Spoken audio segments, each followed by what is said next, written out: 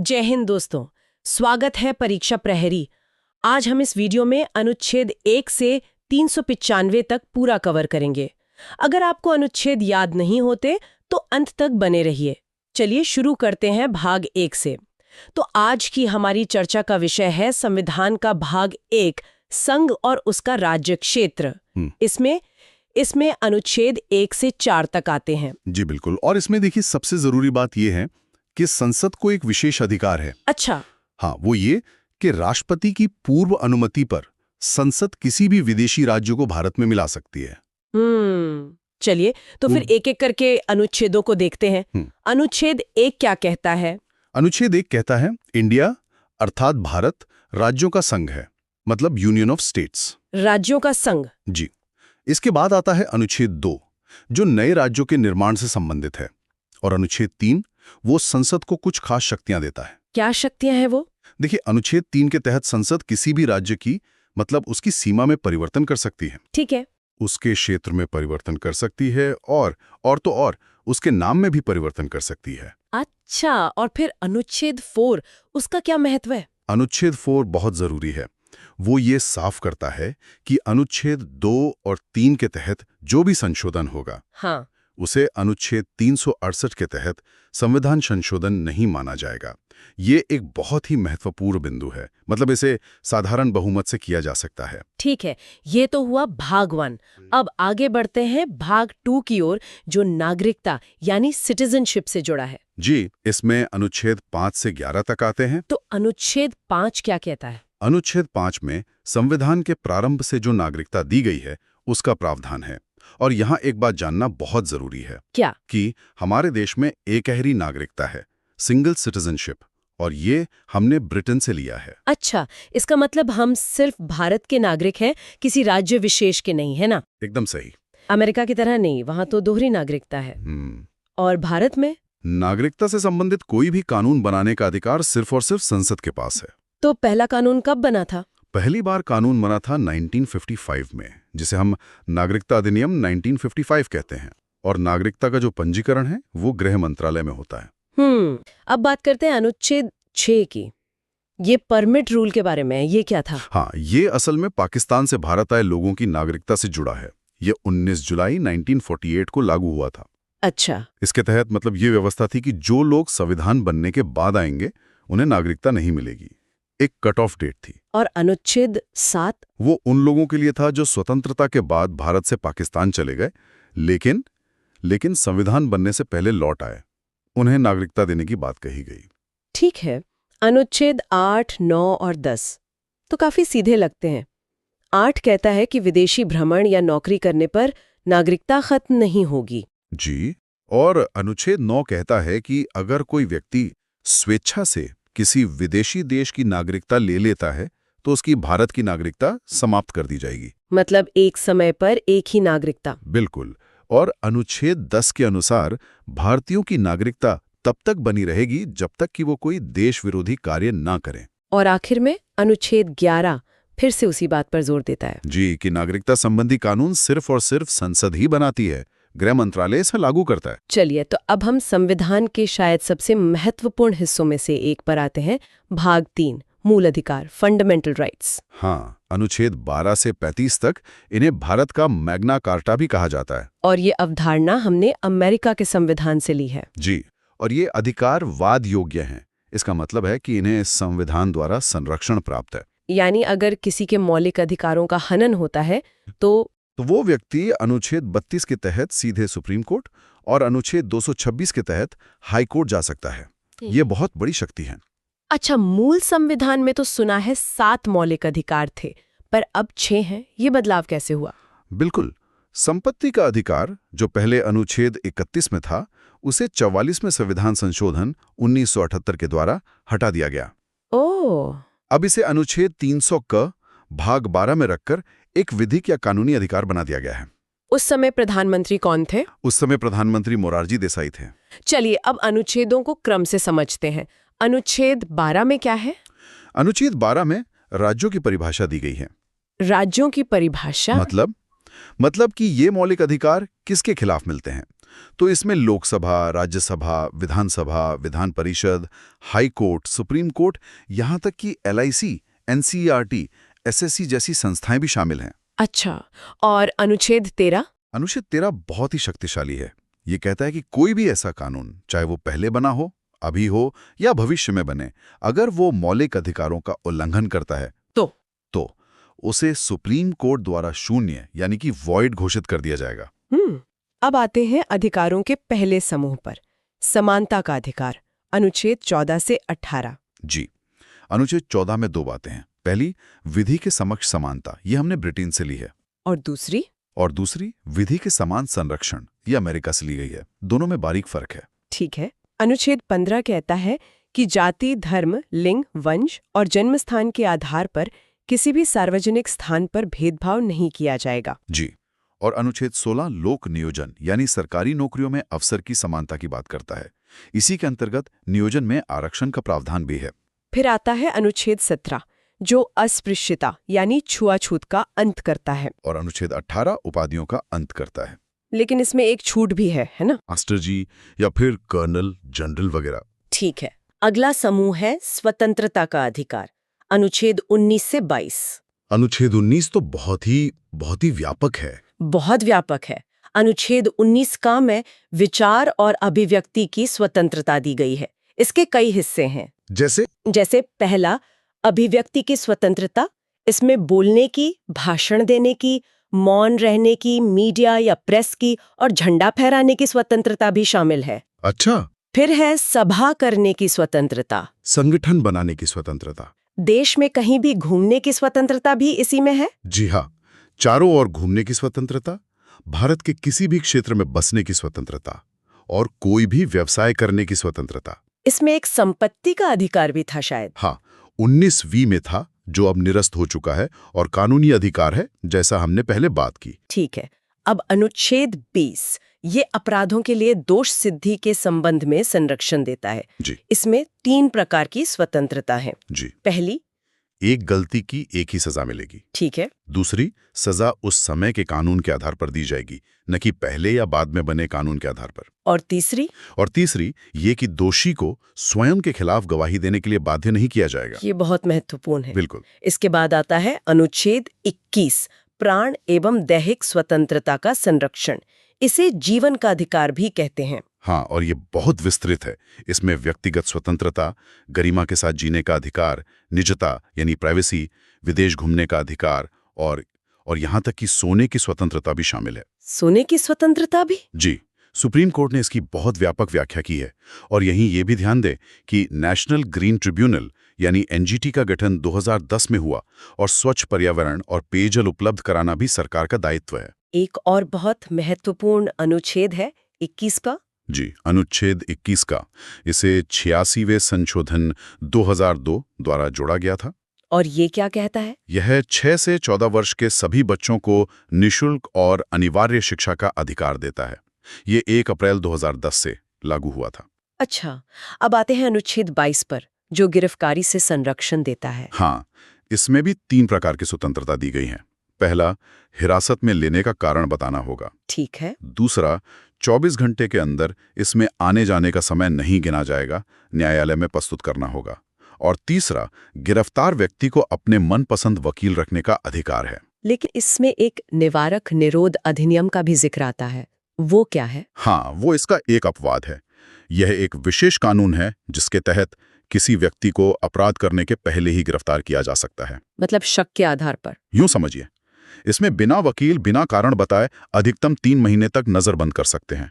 ये एक काफी विवादित प्रावधान रहा है। तो अब आगे बढ़ते हैं शोषण के विरुद्ध अधिकार और नीति निर्देशक तत्वों की ओर। बिल्कुल, और ये दोनों ही विषय बहुत दिलचस्प हैं। तो चलिए शुरू करते हैं शोषण के विरुद्ध अधिकार से। हमारे स्रोतों में इसका जिक्र है अनुच्छेद 23 और 24 में।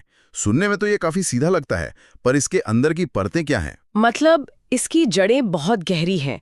अनुच्छेद 23 वो सीधे सीधे 2 चीजों पर रोक लगाता है, बलात्श्रम और बेगारी। हाँ, फोर्स्ड लेबर यानी किसी से जबरदस्ती काम करवाना, और बेगारी यानी बिना कोई वेतन दिए काम करवाना। और ये प्रथा मतलब आजादी से पहले तो बहुत ही आम थी। खासकर जमींदारी व्यवस्था में। अच्छा। तो एक तरह से यह अनुच्छेद हर भारतीय को गरिमा के साथ काम करने का अधिकार देता है। और अनुच्छेद 24 वो तो शायद बच्चों पर केंद्रित है ना? बिल्कुल, वो कहता है कि 14 साल से कम उम्र के जो बच्चे हैं उन्हें किसी भी कारखाने या खदान या किसी भी दूसरे खतरनाक काम में नहीं लगाया जा सकता। ये सिर्फ एक नियम नहीं बल्कि भारत के भविष्य को सुरक्षित करने जैसा है। एकदम सही।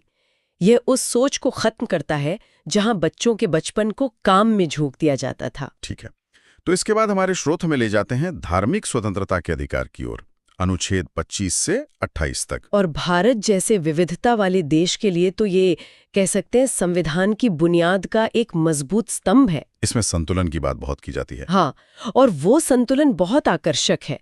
देखिए, अनुच्छेद 25 हर एक व्यक्ति को मतलब व्यक्तिगत तौर पर अपने धर्म को मानने की आजादी देता है, मानने, उस पर चलने और उसका प्रचार करने की। ये एक पर्सनल राइट है। और फिर अनुच्छेद 26। फिर आता है अनुच्छेद 26 जो धार्मिक समूहों को जैसे मंदिर, मस्जिद या मठों को सामूहिक रूप से अपने धार्मिक मामलों का प्रबंधन करने का अधिकार देता है। अच्छा, तो एक व्यक्तिगत और दूसरा सामूहिक। बिल्कुल, दोनों रखा गया है। और फिर अनुच्छेद 27 और 28 ये दोनों राज्य के धर्मनिरपेक्ष चरित्र को और पक्का करते हैं। कैसे? अनुच्छेद 27 कहता है कि धर्म के लिए जो पैसा मैनेज किया जाता है उस पर कोई टैक्स नहीं लगेगा। हाँ। और अनुच्छेद 28 साफ करता है कि सरकारी स्कूलों में कोई धार्मिक शिक्षा नहीं दी जाएगी। मतलब राज्य और धर्म के बीच एक स्पष्ट रेखा। एकदम। और इसी से जुड़ा हुआ है अल्पसंख्यकों की संस्कृति और शिक्षा का अधिकार, अनुच्छेद 29 और 30। हाँ, ये भारत की खूबसूरती को बचाने का एक कह सकते हैं संवैधानिक कवच है। अनुच्छेद 29 क्या कहता है? वो कहता है कि किसी भी अल्पसंख्यक को उसकी भाषा, लिपि या संस्कृति के आधार पर किसी शिक्षण संस्थान में प्रवेश से नहीं रोका जाएगा। और फिर अनुच्छेद 30 उन्हें अपनी पसंद का शिक्षण संस्थान स्थापित करने का अधिकार देता है। ये तो बहुत बड़ा कदम है विविधता को बनाए रखने के लिए। बिल्कुल, ये एक संदेश है कि भारत में हर संस्कृति का सम्मान है। अब आते हैं एक ऐसे अनुच्छेद पर जो किसी जमाने में काफी चर्चा में था, अनुच्छेद 31, संपत्ति का अधिकार। हाँ, जो अब एक मूल अधिकार नहीं है। यही सवाल है, ये इतना बड़ा बदलाव क्यों और कैसे हुआ? देखिए, ये कोई छोटा मोटा बदलाव नहीं था। इसके पीछे दशकों का एक तरह का संघर्ष था। संघर्ष किसके बीच? सरकार और न्यायपालिका के बीच। आजादी के बाद सरकार जमींदारी उन्मूलन और भूमि सुधार जैसे बड़े सामाजिक बदलाव लाना चाहती थी। ताकि जमीन कुछ लोगों के हाथ से निकलकर आम किसानों तक पहुंचे। बिल्कुल, लेकिन यहाँ सरकार की सामाजिक न्याय की नीति और नागरिकों के संपत्ति के मूल अधिकार के बीच सीधी टक्कर हो रही थी। मतलब सरकार जमीन लेना चाहती थी और लोग कहते थे कि ये हमारा मूल अधिकार है। एकदम सही। कई सालों तक संसद और सुप्रीम कोर्ट में इसी बात पर खींचतान चलती रही। तो फिर समाधान क्या निकला? अंत में 1978 में 44वें संशोधन के जरिए सरकार ने संपत्ति के अधिकार को मूल अधिकारों की सूची से ही हटा दिया। और उसे कहाँ रखा गया? अब ये अनुच्छेद 300 क के तहत सिर्फ एक कानूनी या कहीं विधिक अधिकार है। जिसका मतलब ये है कि सरकार कानून का पालन करके आपकी संपत्ति ले सकती है, मनमाने ढंग से नहीं। बिल्कुल। इस एक बदलाव ने भारत के समाजवादी झुकाव को एक तरह से स्पष्ट कर दिया। वाह, ये तो सिर्फ एक अनुच्छेद का हटना नहीं बल्कि एक पूरी राजनीतिक और सामाजिक कहानी है। सही बात है। अब आते हैं उस अनुच्छेद पर जिसे बाबा साहेब आम्बेडकर ने संविधान की आत्मा कहा था, अनुच्छेद 32। ऐसा क्या है इस अनुच्छेद में? ये बहुत ही महत्वपूर्ण सवाल है। इसे ऐसे समझिए, मान लीजिए आपको बहुत सारे अधिकार दे दिए गए, लेकिन अगर उन अधिकारों के उल्लंघन पर आप कहीं शिकायत ही नहीं कर सकते तो उन अधिकारों का क्या मतलब? वो तो बस कागज पर लिखी अच्छी बातें रह जाएंगी। बिल्कुल। अनुच्छेद 32 इसी समस्या का समाधान है। कैसे? ये खुद एक मूल अधिकार है जो कहता है कि अगर आपके किसी भी मूल अधिकार का हनन होता है तो आप सीधे सुप्रीम कोर्ट जा सकते हैं। अच्छा, सीधे सुप्रीम कोर्ट? हाँ, हाई कोर्ट जाने का विकल्प तो अनुच्छेद 226 के तहत है ही। ये अधिकार बाकी सभी अधिकारों को लागू करने की गारंटी देता है। और इसीलिए अंबेडकर ने इसे आत्मा कहा। हाँ, क्योंकि इसके बिना संविधान का शरीर कह सकते हैं बेजान होता। तो एक बार जल्दी से मूल अधिकारों के वर्गीकरण को दोहरा लेते हैं जैसा हमारे स्रोत की टेबल में दिया गया है। हाँ, जरूर।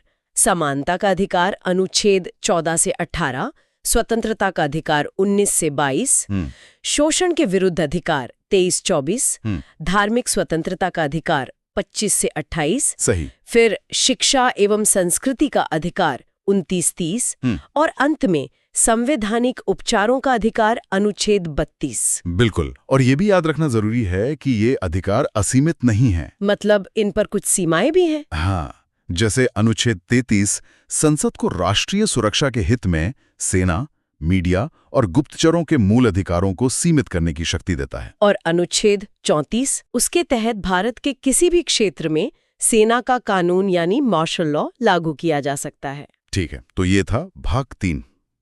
अब हम संविधान के एक बिल्कुल अलग हिस्से की तरफ बढ़ते हैं, जहां अधिकार नहीं बल्कि निर्देश हैं। सही पकड़ा। भाग 4 यानी राज्य के नीति निर्देशक तत्व, अनुच्छेद 36 से 51 तक। हाँ, जिन्हें डीपीएसपी भी कहते हैं, और ये आयरलैंड के संविधान से लिए गए हैं। और इनका उद्देश्य क्या है?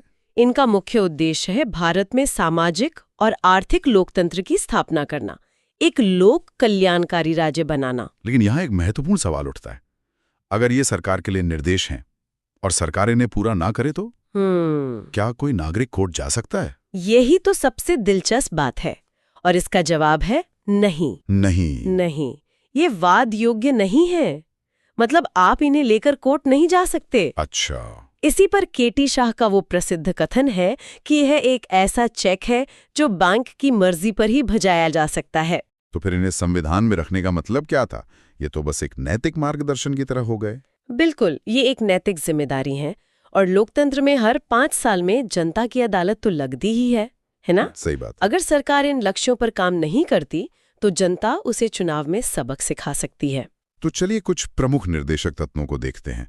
अनुच्छेद 38 लोक कल्याणकारी राज्य की बात करता है। हाँ, और अनुच्छेद 39 में समान कार्य के लिए समान वेतन का सिद्धांत है। और इसी में बाद में 42वें संशोधन से अनुच्छेद 39 क जोड़ा गया। 39 का? हाँ, 39 क, जो निःशुल्क विधिक सहायता का प्रावधान करता है ताकि न्याय सबके लिए सुलभ हो। बिल्कुल। अनुच्छेद 40 तो बहुत ही प्रसिद्ध है, पंचायती राज का गठन। हाँ, ये गांधीवादी विचारधारा का प्रतीक है। और अनुच्छेद 44 भी आजकल बहुत चर्चा में है, समान सिविल संहिता, यूनिफॉर्म सिविल कोड। हाँ, काफी चर्चा में है। हमारे स्रोत बताते हैं कि ये सबसे पहले गोवा में और उसके बाद उत्तराखंड में लागू हुआ। और ये विवादास्पद इसलिए है क्योंकि इसका लक्ष्य है कि शादी, तलाक जैसे मामलों में सभी धर्मों के लिए एक जैसा कानून हो, जिससे इसकी टक्कर धार्मिक स्वतंत्रता के अधिकार से होती है। एकदम। बच्चों की शिक्षा से जुड़ा एक और महत्वपूर्ण अनुच्छेद है 45। हाँ, ये 6 वर्ष से कम आयु के बच्चों के लिए निःशुल्क शिक्षा, पोषाहार और स्वास्थ्य देखभाल का प्रावधान करता है। और भी कई महत्वपूर्ण निर्देश हैं, जैसे अनुच्छेद 47। हाँ, अनुच्छेद 47 पोषाहार स्तर को ऊंचा करने और शराब जैसे नशीले पदार्थों पर रोक की बात करता है। अच्छा, और अनुच्छेद 48? वो कृषि और पशुपालन को बढ़ावा देने के साथ साथ दुधारू पशुओं की हत्या पर रोक की बात करता है। पर्यावरण संरक्षण भी इसमें शामिल है। हाँ, वो बाद में जोड़ा गया। अनुच्छेद 48 क में वन, पर्यावरण और वन्य जीवों के संरक्षण की बात है। और भी हैं? हाँ, अनुच्छेद 49 राष्ट्रीय स्मारकों की सुरक्षा की बात करता है। अनुच्छेद 50 कार्यपालिका और न्यायपालिका के पृथक्करण की, और अनुच्छेद 51 अंतर्राष्ट्रीय शांति को बढ़ावा देने का निर्देश देता है। तो ये थे राज्य के नीति निर्देशक तत्व। अब अंत में आते हैं भाग 4 क पर, मौलिक कर्तव्य, फंडामेंटल ड्यूटीज। एक दिलचस्प बात यह है कि ये मूल संविधान का हिस्सा नहीं थे, इन्हें बाद में जोड़ा गया। हाँ, 1976 में 42वें संशोधन के माध्यम से सरदार स्वर्ण सिंह समिति की सिफारिश पर। और इसका स्रोत रूस था, उस समय का सोवियत संघ। हाँ, तो शुरुआत में कितने कर्तव्य थे? मूल संविधान में तो 0 थे। 1976 में 10 कर्तव्य जोड़े गए। और वर्तमान में कुल 11 हैं। 11वां कर्तव्य, जो शिक्षा से संबंधित है, वो 2002 में 86वें संशोधन द्वारा जोड़ा गया। और क्या ये भी राज्य के नीति निर्देशक तत्वों की तरह वाद योग्य नहीं है? बिल्कुल। इन्हें भी न्यायालय द्वारा लागू नहीं कराया जा सकता।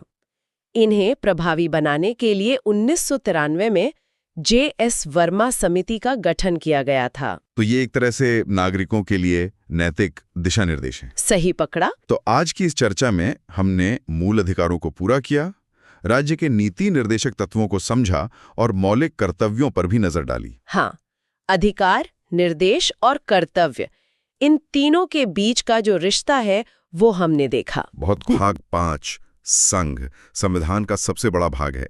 यहाँ हम राष्ट्रपति, उपराष्ट्रपति और संसद को ट्रिक्स के साथ देखेंगे। हाँ, और ये भाग अनुच्छेद 52 से 151 तक फैला है। काफी बड़ा है और ये हमारे देश की केंद्रीय सरकार की मतलब पूरी रूपरेखा तय करता है। चलिए इसके पीछे की सोच को समझते हैं। बिल्कुल, आज हम सिर्फ अनुच्छेद नहीं रटेंगे बल्कि उनके पीछे का क्यों भी समझेंगे। और हाँ, कुछ ऐसी ट्रिक्स देखेंगे जो प्रतियोगी परीक्षाओं की तैयारी करने वालों के लिए तो वरदान है ही, पर एक आम नागरिक को भी हमारे देश का ढांचा समझने में मदद करेंगी। एकदम सही। तो सबसे पहले आते हैं भारत के राष्ट्रपति, देश के प्रथम नागरिक। इनके पद, चुनाव और शक्तियों से जुड़े अनुच्छेदों को याद करने के लिए एक बड़ी मशहूर एक एक्रोनिम है। हाँ, एक ट्रिक है जो अनुच्छेद 52 से 61 तक को कवर करती है। ट्रिक है प का नी को का दू यो द श। ये एक्रोनिम मतलब ये संक्षिप्त नाम बहुत काम का है। चलिए इसे खोलते हैं। प से है अनुच्छेद 52, राष्ट्रपति का पद, मतलब भारत का एक राष्ट्रपति होगा जी। और का से है अनुच्छेद 53, कार्यपालिका का प्रधान। इसका मतलब है कि संघ की सारी कार्यकारी शक्ति राष्ट्रपति में निहित होगी। हाँ, लेकिन वो नाम मात्र के प्रधान हैं। असली शक्ति प्रधानमंत्री और उनकी मंत्री परिषद के पास होती है। ठीक है, इसके बाद आता है नी से अनुच्छेद 54, राष्ट्रपति का निर्वाचन।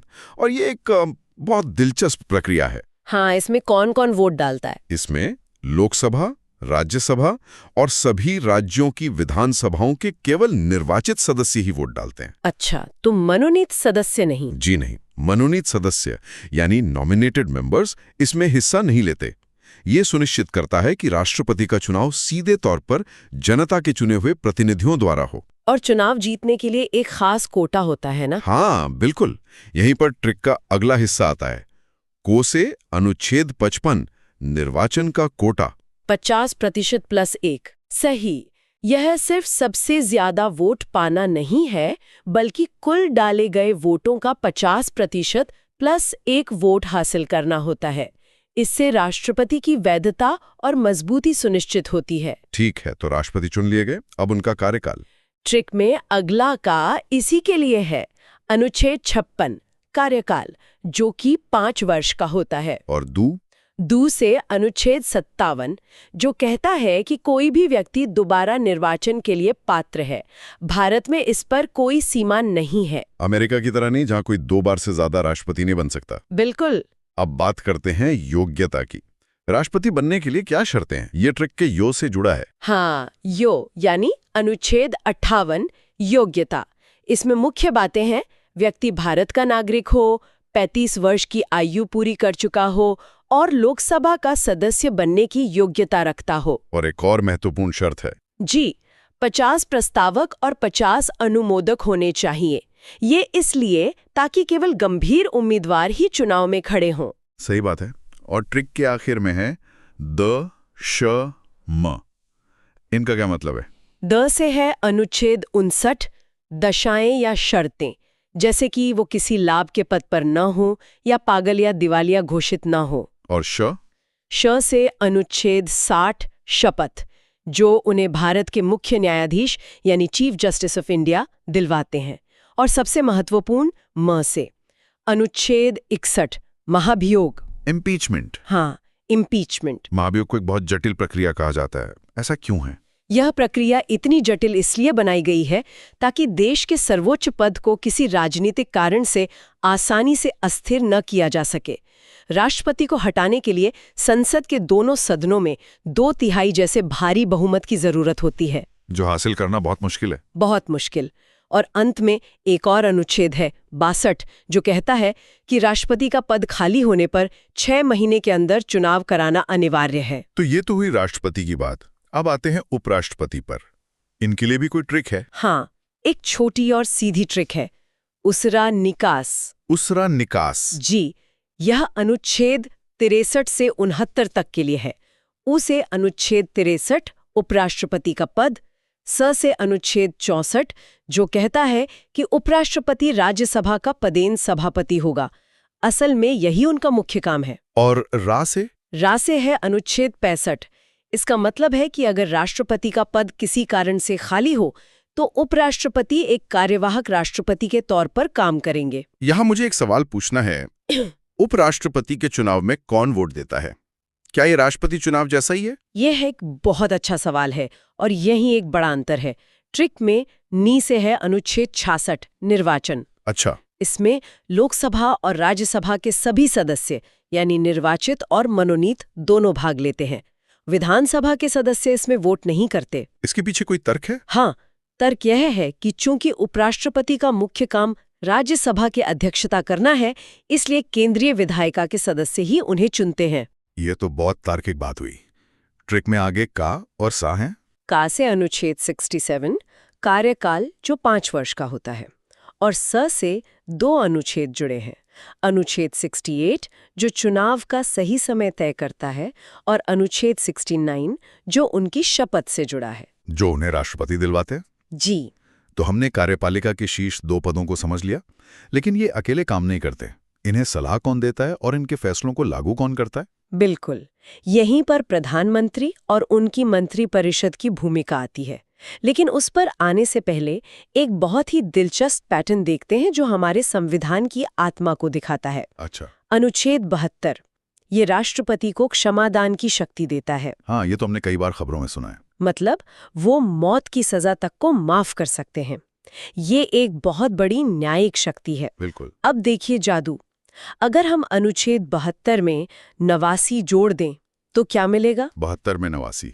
72 प्लस 89 बराबर 161। 161। अनुच्छेद 161 में ठीक यही क्षमादान की शक्ति राज्य के राज्यपाल को दी गई है। अरे वाह, तो ये पैटर्न एक तरह का संवैधानिक खाका है। मतलब एक बार केंद्र का स्ट्रक्चर समझ लिया तो राज्य का अपने आप साफ हो जाता है। आपने बिल्कुल सही पकड़ा। ये सिर्फ एक ट्रिक नहीं बल्कि संविधान बनाने वालों की सोच है। जी, वे केंद्र और राज्य में एक जैसी सुसंगत शासन प्रणाली चाहते थे। ये हमारे संघीय ढांचे की नींव है, जिसे हम इस बातचीत में बार बार देखेंगे। जैसे अनुच्छेद 74 कहता है कि राष्ट्रपति को सलाह देने के लिए एक मंत्रिपरिषद होगी जिसके मुखिया प्राइम मिनिस्टर होंगे। अब आप अंदाजा लगाइए। ठीक है, तो अनुच्छेद 74 अगर मैं इसमें 89 जोड़ूं, 74 प्लस 89 बराबर 163। तो अनुच्छेद 163 में राज्यों के लिए ऐसा ही कुछ होगा। एकदम सही। अनुच्छेद 163 में राज्यपाल को सलाह देने के लिए राज्य की मंत्रिपरिषद का प्रावधान है। यही पैटर्न अनुच्छेद 75 पर भी लागू होता है। मंत्रियों की नियुक्ति से जुड़ा। हाँ। 75 प्लस 89 बराबर 164 जो राज्यपाल द्वारा राज्य के मंत्रियों की नियुक्ति की बात करता है। कमाल है। इसी कड़ी में एक और महत्वपूर्ण पद आता है महान्यायवादी यानी अटॉर्नी जनरल का। हाँ, अनुच्छेद 76 ये देश के सबसे बड़े कानून अधिकारी होते हैं जो सरकार को कानूनी मामलों पर सलाह देते हैं। इनकी नियुक्ति राष्ट्रपति करते हैं। जी, और ये राष्ट्रपति के प्रसाद पर्यंत ही अपने पद पर रहते हैं। मतलब इनका कोई निश्चित कार्यकाल नहीं होता। मैंने सुना है कि इनके पास एक अनोखी शक्ति होती है। वो संसद का हिस्सा न होते हुए भी वहां की कार्यवाही में भाग ले सकते हैं। ये बात अनुच्छेद 88 में कही गई है। ये थोड़ा अजीब है ना? अजीब लगता है, लेकिन इसका उद्देश्य ये है कि जब भी संसद में किसी कानूनी या तकनीकी बिल पर चर्चा हो तो सरकार का पक्ष रखने के लिए देश का सबसे बड़ा कानूनी दिमाग वहां मौजूद हो। मतलब वे बोल सकते हैं, बहस में हिस्सा ले सकते हैं। जी, लेकिन वोट नहीं कर सकते क्योंकि वे जनता के चुने हुए प्रतिनिधि नहीं हैं। और मैं शर्त लगा सकता हूं कि यहां भी प्लस 89 वाला पैटर्न काम करता होगा। आपकी शर्त आप जीत गए। 76 प्लस 89 बराबर 165। 165। अनुच्छेद 165 में राज्य के महाधिवक्ता यानी एडवोकेट जनरल का प्रावधान है। वही भूमिका, वही शक्तियां, बस राज्य के स्तर पर। तो अब तक हमने कार्यपालिका को समझा, अब आते हैं विधायिका पर, यानी हमारी संसद, जहां देश के कानून बनते हैं। संसद के लिए भी एक बहुत सरल और प्रसिद्ध ट्रिक है, सरला। सरला? हाँ, ये अनुच्छेद 79, 80 और 81 के लिए है। स से अनुच्छेद 79 संसद जो राष्ट्रपति, राज्यसभा और लोकसभा से मिलकर बनती है। रे से राज्यसभा। अनुच्छेद 80 राज्यसभा, हमारा उच्च सदन। और ला से अनुच्छेद 81 लोकसभा यानी निम्न सदन। और मुझे लगता है कि केंद्र और राज्य की समानता वाला पैटर्न यहां भी लागू होता होगा। बिल्कुल। आप कोशिश कीजिए, अनुच्छेद 79 में 89 जोड़कर देखिए। ठीक है, 79 + 89 बराबर 168। ये राज्य के विधानमंडल का अनुच्छेद होगा। सही। और अनुच्छेद 80 यानी राज्यसभा में 89 जोड़ें तो 80 + 89 बराबर 169। ये विधान परिषद के बारे में होगा शायद। बहुत बढ़िया। और आखिरी अनुच्छेद 81 लोकसभा में 89 जोड़ने पर मिलता है 81 + 89 बराबर 170, जो विधानसभा की गठन की बात करता है। जी, ये पैटर्न कितना सुंदर और तार्किक है। तो संसद बन गई। अब ये काम कैसे करती है? सत्तर कौन बुलाता है? ये शक्ति अनुच्छेद 85 के तहत राष्ट्रपति के पास है। वही संसद का सत्र बुलाते हैं, सत्रावसान करते हैं और प्रधानमंत्री की सलाह पर लोकसभा को भंग भी कर सकते हैं। लेकिन सदन की कार्यवाही शुरू करने के लिए एक न्यूनतम उपस्थिति जरूरी है। हाँ, जिसे कोरम कहते हैं। कोरम, सही। अनुच्छेद 100 में गणपूर्ति या कोरम का जिक्र है। ये वैसा ही है जैसे किसी क्लास को शुरू करने के लिए कम से कम कुछ छात्रों का होना जरूरी है, ताकि कुछ गिने चुने सदस्य ही मिलकर देश के लिए कोई बड़ा फैसला ना ले लें। बिल्कुल। ये संख्या कुल सदस्यों का 110 होती है। मतलब लोकसभा के लिए लगभग 55 और राज्यसभा के लिए 25 सदस्य। ठीक है, तो संसद का सत्र शुरू हो गया, कोरम भी पूरा है। अब कानून कैसे बनता है? मान लीजिए किसी बिल पर लोकसभा और राज्यसभा में सहमति नहीं बन पा रही, तब क्या होता है? ऐसी स्थिति के लिए संविधान में एक रास्ता है। अनुच्छेद 108 संयुक्त अधिवेशन, जॉइंट सेशन। जी, राष्ट्रपति दोनों सदनों की एक साथ बैठक बुलाते हैं, जिसकी अध्यक्षता लोकसभा के स्पीकर करते हैं। क्योंकि लोकसभा में सदस्य संख्या ज्यादा है, तो आमतौर पर फैसला उसी के पक्ष में जाता है। सही। और मैंने धन विधेयक यानी मनी बिल के बारे में भी सुना है, जिसे लेकर राज्यसभा की शक्तियां बहुत सीमित हैं। हाँ, अनुच्छेद 110 धन विधेयक को परिभाषित करता है। ये सरकार के खर्चों और टैक्स से जुड़ा होता है। इसे केवल लोकसभा में ही पेश किया जा सकता है। और राज्यसभा इसे सिर्फ 14 दिनों तक रोक सकती है। पास हो जाता है तो वो राष्ट्रपति के पास जाता है। उनके पास क्या विकल्प होते हैं? अनुच्छेद 111 राष्ट्रपति को किसी विधेयक पर अनुमति देने की शक्ति देता है, जिसे हम वीटो पावर भी कहते हैं। वे बिल को मंजूरी दे सकते हैं, उसे रोक सकते हैं या फिर पुनर्विचार के लिए संसद को वापस भेज सकते हैं। और यहाँ भी हमारा +89 का नियम काम करता है। 111 + 89 बराबर 200। अनुच्छेद 200 राज्यपाल को राज्य के विधेयकों पर अनुमति देने की शक्ति देता है। अब बात करते हैं बजट की। मजेदार बात यह है कि हमारे संविधान में बजट शब्द है ही नहीं। यह सच है। अनुच्छेद 112 में इसे वार्षिक वित्तीय विवरण या एनुअल फाइनेंशियल स्टेटमेंट कहा गया है। यह सरकार की साल भर की आमदनी और खर्चों का लेखा जोखा होता है। यहाँ पैटर्न में कोई बदलाव है? हाँ, एक छोटा सा बदलाव है।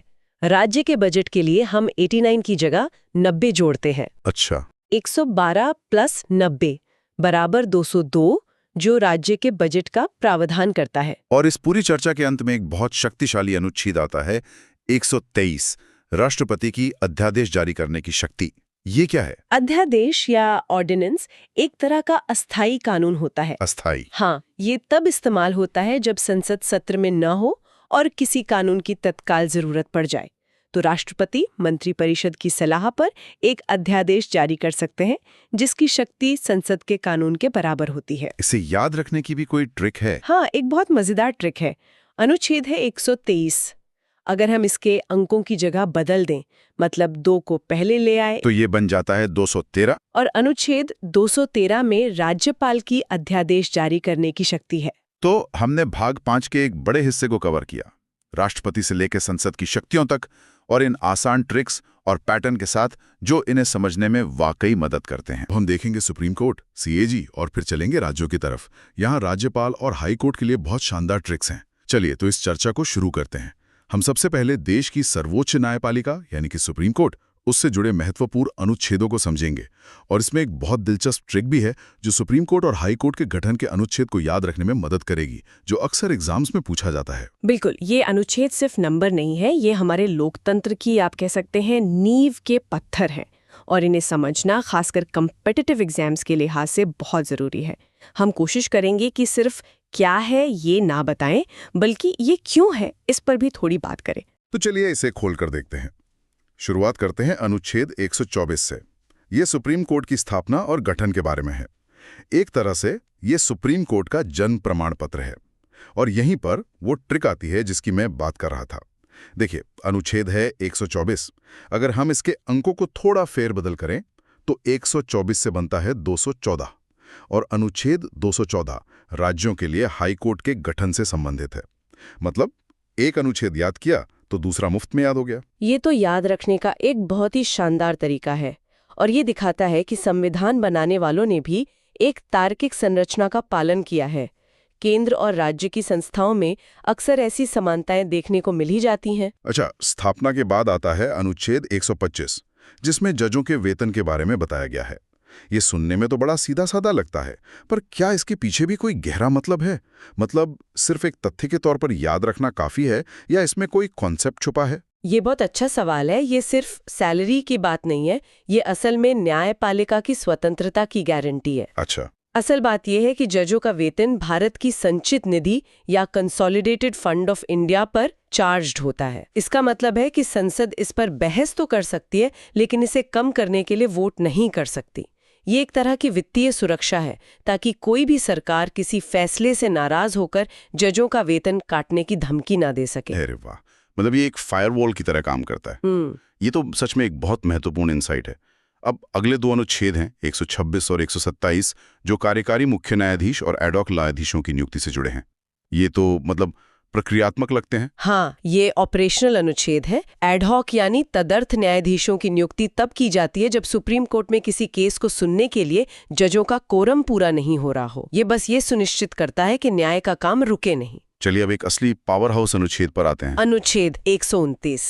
हाँ, अनुच्छेद 129 जो कहता है कि सुप्रीम कोर्ट एक अभिलेख न्यायालय यानी कोर्ट ऑफ रिकॉर्ड होगा। यह सुनने में बहुत टेक्निकल लगता है। इसका आम भाषा में क्या मतलब है? इसे एक मिसाल से समझते हैं। मान लीजिए भी सुप्रीम कोर्ट ने किसी एक केस में कोई फैसला दिया, तो वो फैसला सिर्फ उस केस के लिए नहीं है, वो पूरे देश के लिए एक नज़ीर या प्रेसिडेंट बन जाता है। मतलब देश की बाकी सभी अदालतें, हाई कोर्ट, डिस्ट्रिक्ट कोर्ट, भविष्य में वैसे ही मामलों में उसी फैसले को मानने के लिए बाध्य हैं। वो उस फैसले को एक नियम की किताब की तरह इस्तेमाल करते हैं। कोर्ट ऑफ रिकॉर्ड होने का यही सबसे बड़ा मतलब है। यानी सुप्रीम कोर्ट सिर्फ केस नहीं सुलझाता, वो कानून को स्थापित भी करता है। और इसी अनुच्छेद से कोर्ट को अपनी अवमानना यानी कंटेम्प्ट ऑफ कोर्ट के लिए सजा देने की शक्ति भी मिलती है ना? बिल्कुल। अगर कोई कोर्ट के फैसले की जानबूझकर अवहेलना करता है तो कोर्ट उसे सजा दे सकता है।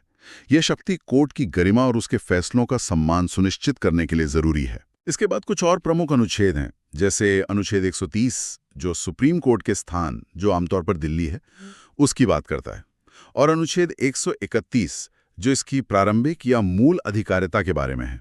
ये मूल अधिकारिता क्या है? ओरिजिनल जुरिस्डिक्शन या मूल अधिकारिता का मतलब है कि कुछ खास तरह के मामले ऐसे होते हैं जिनकी सुनवाई सीधे सुप्रीम कोर्ट में ही शुरू हो सकती है, किसी निचली अदालत में नहीं। जैसे केंद्र सरकार और एक या एक से ज्यादा राज्यों के बीच कोई विवाद हो, या फिर 2 या 2 से ज्यादा राज्यों के बीच आपस में कोई टकराव हो। ये मामले इतने बड़े और संवेदनशील होते हैं कि उन्हें सुलझाने का अधिकार सिर्फ देश की सर्वोच्च अदालत को ही दिया गया है। समझ गया। अब आते हैं संविधान के एक और बेहद शक्तिशाली प्रावधान पर। अनुच्छेद 137 न्यायिक पुनरावलोकन यानी जुडिशियल रिव्यू की शक्ति। ये तो लोकतंत्र का सेफ्टी वाल्व है। Safety valve? हाँ, जुडिशियल रिव्यू का मतलब है कि सुप्रीम कोर्ट संसद द्वारा बनाए गए किसी भी कानून या सरकार द्वारा जारी किए गए किसी भी आदेश की समीक्षा कर सकता है, और अगर कोर्ट को लगता है कि वो कानून या आदेश संविधान के किसी प्रावधान का उल्लंघन कर रहा है, तो वो उसे असंवैधानिक घोषित करके रद्द कर सकता है। ये शक्ति सुनिश्चित करती है कि विधायिका और कार्यपालिका अपनी सीमाओं में रहें। और अनुच्छेद 139 भी रिट निकालने की शक्ति से ही जुड़ा है। हाँ, लेकिन इसमें एक न्यूआंस है। अनुच्छेद 32 के तहत सुप्रीम कोर्ट सिर्फ मौलिक अधिकारों के हनन पर रिट जारी कर सकता है, लेकिन अनुच्छेद 139 संसद को ये शक्ति देता है कि वो कानून बनाकर सुप्रीम कोर्ट को मौलिक अधिकारों के अलावा अन्य मामलों में भी रिट जारी करने का अधिकार दे सके। अच्छा, और आखिर में सुप्रीम कोर्ट से जुड़े 2 और अनुच्छेद जो हमेशा याद रखने चाहिए। एक तो है अनुच्छेद 141 जो कहता है कि सुप्रीम कोर्ट का कानून देश की सभी अदालतों पर बाध्यकारी है, और दूसरा अनुच्छेद 143, जिसके तहत राष्ट्रपति सुप्रीम कोर्ट से सलाह ले सकते हैं। इस पर अक्सर सवाल बनता है कि क्या ये सलाह राष्ट्रपति के लिए मानना जरूरी है? नहीं, बिल्कुल नहीं। राष्ट्रपति सलाह मांग तो सकते हैं, लेकिन उस सलाह को मानने के लिए वो बाध्य नहीं है। और इसी तरह सुप्रीम कोर्ट भी सलाह देने के लिए बाध्य नहीं है। हालांकि आमतौर पर वो सलाह देता है, ये एक सलाहकारी अधिकारिता है, बाध्यकारी नहीं। तो ये थी सुप्रीम कोर्ट की कहानी, जो सिर्फ एक अदालत नहीं बल्कि संविधान की संरक्षक है। अब उस संस्था की ओर बढ़ते हैं जो देश के खजाने की संरक्षक है। मेरा मतलब है कंट्रोलर एंड ऑडिटर जनरल, यानी भारत का नियंत्रक एवं महालेखा परीक्षक। जी, कंट्रोलर एंड ऑडिटर जनरल को पब्लिक पर्स का वॉचडॉग भी कहा जाता है। इनका काम ये देखना है कि सरकार ने जो पैसा संसद से मंजूर करवाया, वो सही तरीके से सही जगह पर खर्च हुआ भी या नहीं। इससे जुड़े 3 प्रमुख अनुच्छेद हैं। अनुच्छेद 148 में कंट्रोलर एंड ऑडिटर जनरल के पद की बात की गई है, और अनुच्छेद 149 उनकी शक्तियों और कर्तव्यों को बताता है। इनकी सबसे बड़ी शक्ति क्या है? इनकी सबसे बड़ी शक्ति है इनका दायरा। कंट्रोलर एंड ऑडिटर जनरल सिर्फ केंद्र सरकार ही नहीं, बल्कि सभी राज्य सरकारों और सरकारी कंपनियों के खातों की भी जांच करता है। ये एक बहुत बड़ी जिम्मेदारी है, और इस काम को बिना किसी डर या दबाव के करने के लिए उन्हें कार्यकाल की सुरक्षा दी गई है। उन्हें हटाना उतना ही मुश्किल है जितना सुप्रीम कोर्ट की जज को हटाना। तो ये अपनी रिपोर्ट किसे देते हैं? अनुच्छेद 151 इसी बारे में है ना? जी।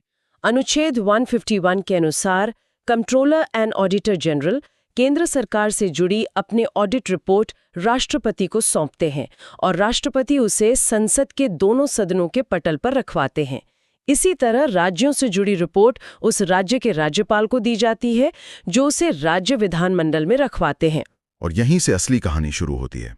हम अक्सर अखबारों में पढ़ते हैं कि कंट्रोलर एंड ऑडिटर जनरल की रिपोर्ट से कोई घोटाला सामने आया और संसद में हंगामा हो गया। तो क्या कंट्रोलर एंड ऑडिटर जनरल किसी को सजा दे सकता है? नहीं, कंट्रोलर एंड ऑडिटर जनरल का काम सजा देना नहीं है। वो एक ऑडिटर है, प्रोसिक्यूटर नहीं। लेकिन उनकी रिपोर्ट बहुत शक्तिशाली होती है। जब वो रिपोर्ट संसद की पब्लिक अकाउंट्स कमेटी यानी लोक लेखा समिति के पास जाती है, तो वो सरकारी अधिकारियों से सवाल जवाब करती है, मीडिया में बहस होती है और सरकार पर राजनीतिक दबाव बनता है। तो कंट्रोलर एंड ऑडिटर जनरल की असली ताकत उनकी रिपोर्ट की प्रामाणिकता और उसके द्वारा पैदा की जाने वाली जवाबदेही में है। बहुत बढ़िया। तो केंद्र की इन 2 बड़ी संस्थाओं के बाद अब हम संविधान के भाग 6 में प्रवेश करते हैं, जो राज्यों से संबंधित है। यह अनुच्छेद 152 से 237 तक फैला है। अनुच्छेद 152 में राज्य की परिभाषा दी गई है। और अब आता है वो हिस्सा जहां एक शानदार ट्रिक हमारा काम आसान कर देगी। ये राज्यपाल से संबंधित अनुच्छेदों के लिए है, 153 से 159 तक। ये ट्रिक कॉम्पिटिटिव एग्जाम की तैयारी करने वालों के बीच बहुत लोकप्रिय है। ट्रिक है रकानिका यस। मैं इसे बहुत धीरे और स्पष्ट रूप से बोलता हूं, रा का नी का य स।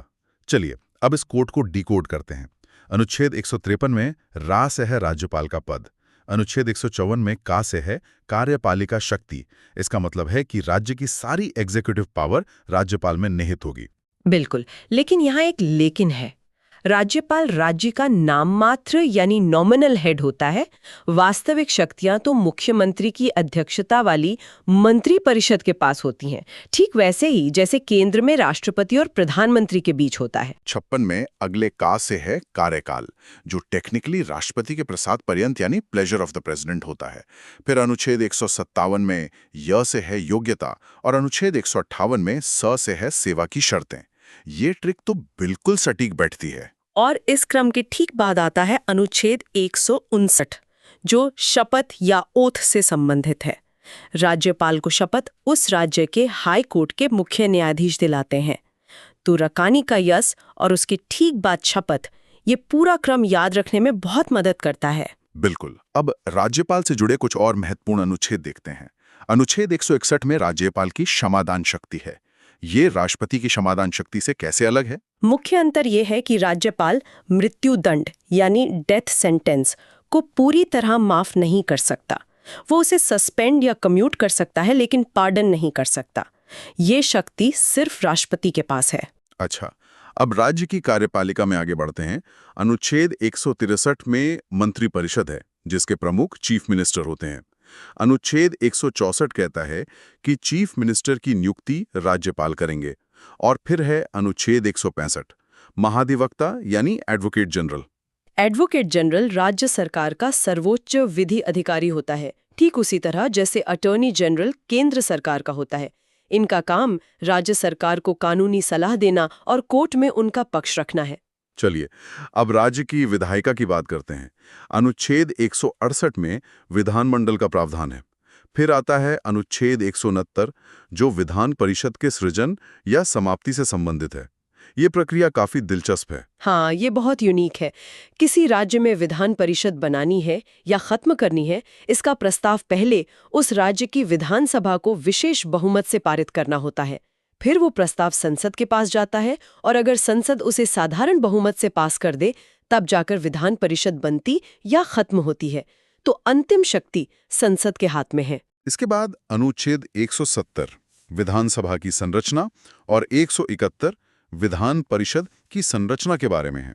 और आगे बढ़ें तो अनुच्छेद 178 विधानसभा के अध्यक्ष और उपाध्यक्ष की बात करता है और 182 विधान परिषद के सभापति और उपसभापति की। और राज्य स्तर पर 2 और अनुच्छेद जो सीधे राष्ट्रपति और संसद वाले अनुच्छेदों से जुड़े हैं।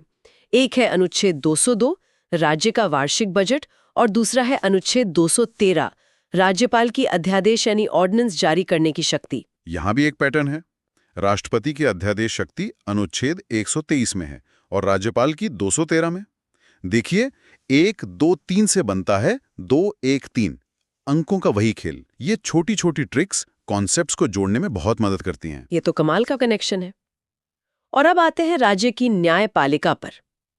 सबसे पहले अनुच्छेद 214 जो कहता है कि राज्यों के लिए हाई कोर्ट का गठन होगा। याद है हमारी पहली ट्रिक 124 से 214। जी बिल्कुल। फिर आता है अनुच्छेद 226 जिसके तहत हाई कोर्ट रिट जारी कर सकता है। ये नागरिकों के मौलिक अधिकारों की रक्षा के लिए एक बहुत शक्तिशाली उपकरण है। और अंत में अनुच्छेद 233 जो जिला कोर्ट यानी डिस्ट्रिक्ट कोर्ट की स्थापना से संबंधित है। यहाँ एक बात अक्सर पूछी जाती है कि सुप्रीम कोर्ट यानी अनुच्छेद 32 और हाई कोर्ट अनुच्छेद 226 इनकी रिट शक्तियों में क्या फर्क है? तो बात यह है कि मौलिक अधिकारों के मामले में दोनों रिट जारी कर सकते हैं, लेकिन हाई कोर्ट का रिट क्षेत्राधिकार कुछ मामलों में सुप्रीम कोर्ट से भी व्यापक है। वो मौलिक अधिकारों के अलावा अन्य कानूनी अधिकारों अदर लीगल राइट्स के हनन पर भी रिट जारी कर सकता है। तो शुरू करते हैं भाग 7 से, जो एक तरह की ऐतिहासिक पहेली है। यह अब संविधान का हिस्सा ही नहीं है। सही कहा। भाग 7 जिसमें सिर्फ एक अनुच्छेद था 238, उसे 1956 में 7वें संविधान संशोधन के जरिए हटा दिया गया। देखिए, आज़ादी के बाद भारत में राज्यों की अलग अलग श्रेणियां थीं। लिस्ट ए में वो राज्य थे जो सीधे ब्रिटिश गवर्नर के अधीन थे, फिर रियासतें थीं और इसी तरह के दूसरे वर्गीकरण थे। अच्छा। तो 1956 के राज्य पुनर्गठन कानून ने इन सब को खत्म करके एक जैसे राज्य और केंद्र शासित प्रदेश बना दिए। इसलिए इस पुराने वर्गीकरण वाले भाग 7 की जरूरत ही नहीं रही। मतलब ये संविधान का एक ऐसा पन्ना है जिसे समय के साथ बदल दिया गया। इसके ठीक बाद आता है भाग 8 जो यूनियन टेरिटरी यानी केंद्र शासित प्रदेशों से जुड़ा है। हाँ, इसके अनुच्छेद 239 से 242 तक है। ये अनुच्छेद इन प्रदेशों के प्रशासन की पूरी रूपरेखा तैयार करते हैं कि उनका शासन राष्ट्रपति द्वारा नियुक्त प्रशासक के जरिए कैसे चलेगा और संसद उनके लिए कानून कैसे बना सकती है। ए और 9B इन्हें स्थानीय स्वशासन की नींव कहा जाता है। ये सिर्फ एक कानूनी बदलाव नहीं था, ये सत्ता के विकेंद्रीकरण का एक बहुत बड़ा प्रयोग था। सोचिए, इससे पहले दिल्ली या राज्यों की राजधानियों में बैठे लोग गांव की सड़क या नाली के लिए फैसले लेते थे। जी। इन संशोधनों ने फैसला लेने की ताकत सीधे गांव और शहर के लोगों के हाथ में दे दी। तो सबसे पहले भाग 9 की बात करते हैं जो पंचायतों से जुड़ा है। जी, भाग 9 को 73वें संविधान संशोधन 1993 द्वारा जोड़ा गया। इसमें अनुच्छेद 243A से लेकर 243O तक शामिल है। ये ग्रामीण भारत में त्रिस्तरीय पंचायती राज व्यवस्था की स्थापना करता है, यानी ग्राम स्तर पर ग्राम पंचायत, ब्लॉक स्तर पर पंचायत समिति और जिला स्तर पर जिला परिषद। इसने न केवल स्थानीय शासन को संवैधानिक दर्जा दिया, बल्कि महिलाओं और SC/ST समुदायों के लिए आरक्षण सुनिश्चित करके सामाजिक न्याय की दिशा में भी एक बड़ा कदम उठाया। और फिर शहरों के लिए भी इसी तर्ज पर एक व्यवस्था बनाई गई। लेकिन क्या शहरी और ग्रामीण स्थानीय निकायों की शक्तियां और समस्याएं एक जैसी हैं या संविधान उन्हें अलग-अलग तरह से देखता है? बहुत अच्छा सवाल है। संविधान दोनों की जरूरतें अलग अलग समझता है। इसीलिए उसी साल 74वें संशोधन 1993 द्वारा भाग 9A जोड़ा गया, जो नगर पालिकाओं से संबंधित है। इसमें अनुच्छेद 243 P से लेकर 243 ZG तक हैं। अच्छा। शहरों की समस्याएं अलग होती हैं, जैसे शहरी नियोजन, पानी की सप्लाई, कूड़ा प्रबंधन। ये संशोधन इन समस्याओं से निपटने के लिए नगर निगम, नगर पालिका परिषदों जैसे निकायों को शक्तियां और जिम्मेदारियां देता है। तो मतलब ढांचा एक जैसा है, लेकिन काम का स्वरूप अलग है। बिल्कुल। और इसी कड़ी में सबसे नया है भाग 9B, जो सहकारिता यानी कोऑपरेटिव सोसाइटीज के बारे में। हाँ, इसे 97वें संशोधन 2011 में जोड़ा गया। इसका उद्देश्य देश भर में सहकारी समितियों को मजबूत करना था। ये समितियां अर्थव्यवस्था का एक महत्वपूर्ण हिस्सा हैं, खासकर कृषि और बैंकिंग क्षेत्र में। यह संशोधन उनके लोकतांत्रिक, स्वायत्त और पेशेवर कामकाज को बढ़ावा देने के लिए नियम तय करता है। तो हमने देखा कि सत्ता कैसे सबसे निचले स्तर तक पहुंचती है, लेकिन संविधान कुछ क्षेत्रों के लिए विशेष प्रावधान भी करता है, जैसा कि भाग 10 में है। बिल्कुल। भाग 10 अनुसूचित और जनजातीय क्षेत्रों के प्रशासन से संबंधित है। इसका मुख्य अनुच्छेद है 244। इसी अनुच्छेद से शक्ति लेकर SC/ST एक्ट 1989 जैसे कानून बने, ताकि इन समुदायों को अत्याचार से बचाया जा सके। इसी में एक और विशेष अनुच्छेद है 244 का, जो विशेष रूप से असम के कुछ जनजातीय क्षेत्रों के लिए एक स्वायत्त राज्य के निर्माण का रास्ता बनाता है। तो क्या ये कहना सही होगा कि संविधान निर्माता इस बात को लेकर बहुत सजग थे कि एक साइज सब पर फिट नहीं होगा, और इसीलिए उन्होंने कुछ क्षेत्रों की विशेष संस्कृति और जरूरतों को ध्यान में रखते हुए ऐसे विशेष प्रावधान रखे? आपने बिल्कुल सही समझा। यही भारतीय संविधान की खूबसूरती है। ये विविधता को पहचानता है और उसका सम्मान करता है। तो हमने देखा कि शक्ति नीचे तक कैसे जाती है। अब उस क्लासिक रस्साकशी पर आते हैं जो हमेशा चलती रहती है, केंद्र और राज्यों के बीच शक्ति का संतुलन। ये भारतीय संघवाद का मूल है। ये हमें भाग 11 में मिलता है, जो अनुच्छेद 245 से 263 तक फैला है। यह हिस्सा केंद्र और राज्यों के बीच विधायी, प्रशासनिक और वित्तीय संबंधों का पूरा खाका खींचता है। यह तय करता है कि कौन किस विषय पर कानून बना सकता है। इसी में अनुच्छेद 249 बहुत दिलचस्प है, जहां केंद्र राज्य सूची के विषय पर भी कानून बना सकता है। ये तो संघीय ढांचे के मूल सिद्धांत के थोड़ा खिलाफ नहीं लगता? हाँ, पहली नजर में ऐसा लग सकता है, लेकिन संविधान ने इसके लिए एक बहुत मजबूत शर्त रखी है। ऐसा तभी हो सकता है जब राज्यसभा, जो कि राज्यों का सदन है, अपने उपस्थित और मतदान करने वाले सदस्यों के 2/3 बहुमत से ये संकल्प पारित करे कि ऐसा करना राष्ट्रीय हित में जरूरी है। अच्छा, तो ये एक तरह का सेफ्टी वॉल्व है। बिल्कुल, ताकि केंद्र मनमाने ढंग से राज्यों के अधिकार क्षेत्र में दखल न दे। और ये कानून हमेशा के लिए नहीं होता, एक बार में सिर्फ 1 साल के लिए लागू होता है। हाँ, शर्त तो है, लेकिन आलोचक कहते हैं कि राष्ट्रीय हित एक बहुत व्यापक शब्द है जिसका केंद्र दुरुपयोग कर सकता है। क्या इस पर कभी विवाद हुआ है? विवाद तो हुए हैं, और ये बहस का एक स्थायी विषय है। लेकिन संवैधानिक व्यवस्था यही है कि राज्यों का प्रतिनिधित्व करने वाली राज्यसभा ही इसकी अनुमति देगी। इसके अलावा भी कुछ विशेष परिस्थितियां हैं जहां केंद्र को यह शक्ति मिलती है। तो मतलब केंद्र के पास कुछ मास्टर कीज है जो उसे राज्य सूची के दरवाजे खोलने की इजाजत देती हैं। वाह, क्या बढ़िया तरीका है इसे समझाने का। बिल्कुल, ये मास्टर कीज हैं। पहली, अनुच्छेद 250, जो राष्ट्रीय आपातकाल के दौरान संसद को राज्य सूची के किसी भी विषय पर कानून बनाने की शक्ति देता है। ओके। दूसरी, अनुच्छेद 252, जब 2 या 2 से अधिक राज्य खुद संसद से ऐसा करने का अनुरोध करें। और तीसरी, अनुच्छेद 253, किसी अंतर्राष्ट्रीय संधि या समझौते को लागू करने के लिए। और इस तीसरे मामले में तो राज्यों की अनुमति की भी जरूरत नहीं होती। जी नहीं, बिल्कुल जरूरत नहीं होती। ये तो शक्तियों के बंटवारे की बात हुई, लेकिन जब राज्यों के बीच ही विवाद हो जाए, जैसे नदी जल को लेकर, जो कि एक बहुत ही संवेदनशील मुद्दा है, तो संविधान क्या रास्ता दिखाता है? संविधान ने इसके लिए भी शांतिपूर्ण समाधान का तंत्र बनाया है। अनुच्छेद 262 संसद को अंतर नदीय जल विवादों के निपटारे के लिए कानून बनाने की शक्ति देता है, और इसी के तहत समय समय पर विभिन्न नदी जल विवाद न्यायाधिकरणों का गठन होता है। और इसके अलावा अनुच्छेद 263 अंतर्राज्यीय परिषद की स्थापना का प्रावधान करता है।